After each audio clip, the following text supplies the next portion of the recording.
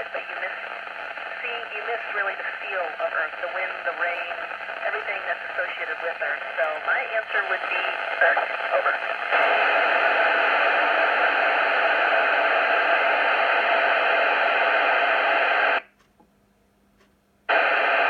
So we've actually grown a lot of plants up here so far. One plant called Rhabdomycus is also known lettuce and kale. Typically you're controlled in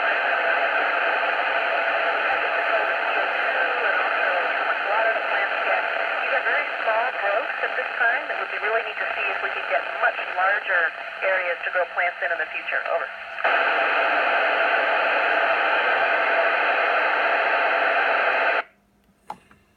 So Alfie, that is something called surface tension, and that's what happens up here. All liquid does that, so you don't really pour anything up here. It just forms a big blob. I could drink water out of my hand because it will just stick to my hand like that. Interestingly, that also happens if you get a small cut on your finger. The blood just forms a small blob on your finger and doesn't really drain anywhere.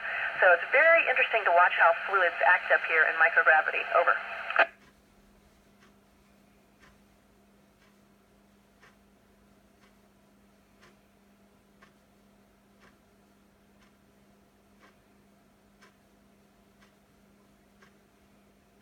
Actually, no difference.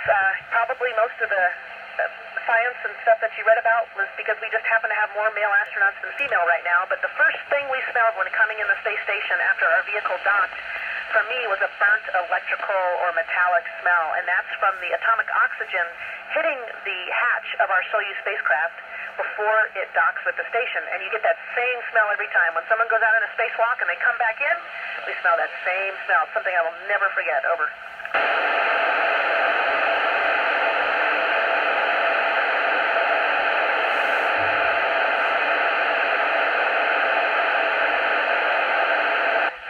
We're going to have large habitats where we're able to plant, almost like greenhouses, where we're able to dedicate that space to just growing plants and vegetables and trees and flowers.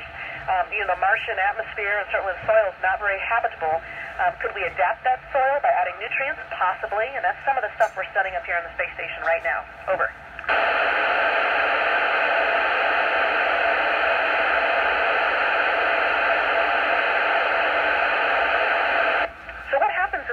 Is that because you don't have the gravity loading your muscles and your bones down, your spine actually stretches.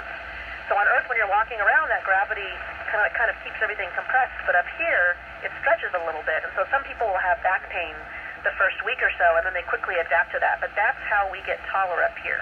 Over.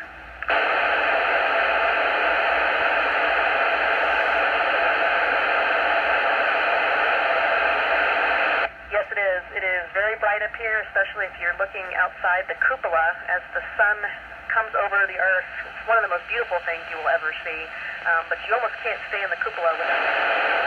You feel the warmth of the sun and certainly the brightness.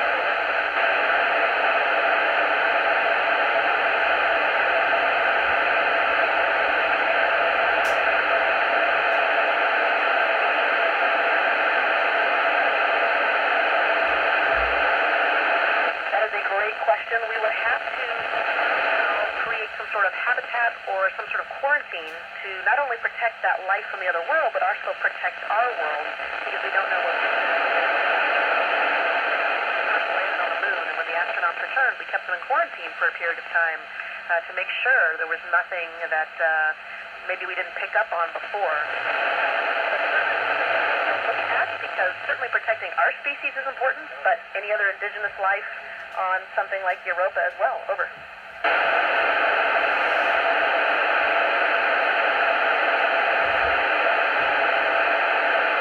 So, there's different periods of adaptation. Certainly the first few weeks are probably the hardest when you're not used to everything and everything seems new. But by month 2, I'd say you're pretty well deep adapted. And certainly things start to feel pretty darn normal by month 3. And we've been up here for a little over 6 months now. Over.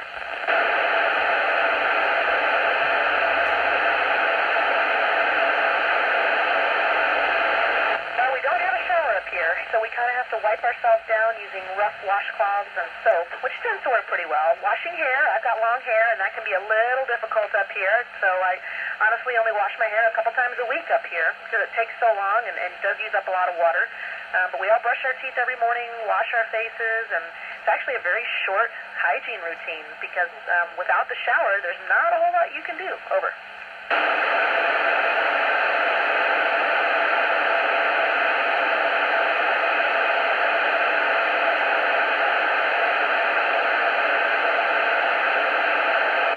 Absolutely. I mean, I think when you're up here, you focus on getting the job done correctly and well.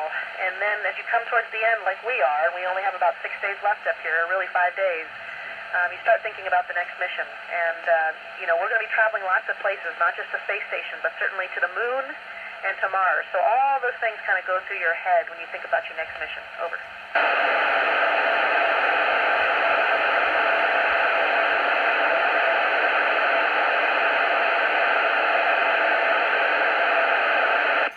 Feel like you're floating in the emptiness of space. It's very different from moving on the ground. Your legs and feet want to move the same as they do on Earth, but you don't have to.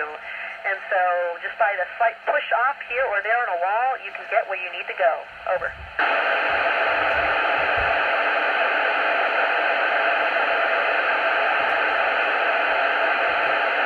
I think space stations will change and that they'll be more run by the crew members on board and not so tightly controlled by all of our mission control centers because they may be farther off and communication delay will be difficult.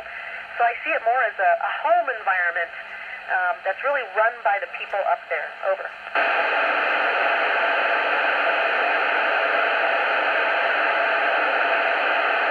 That's an easy question, and that is float everywhere I go. That's the best part. Over.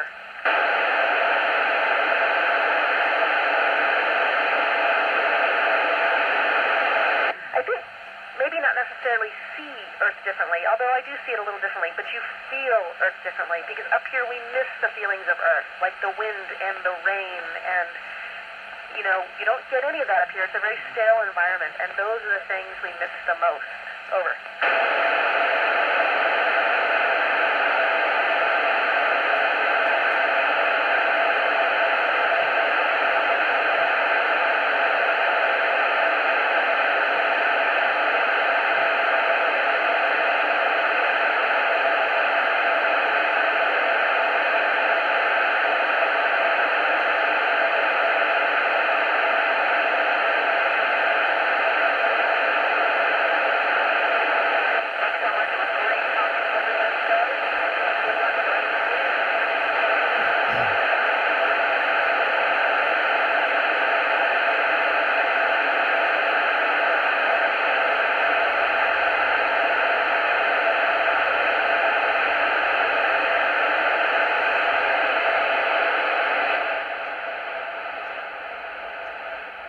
So that's the end of the transmission that we can receive. The International Space Station has just gone over the Ukraine when we lost the signal.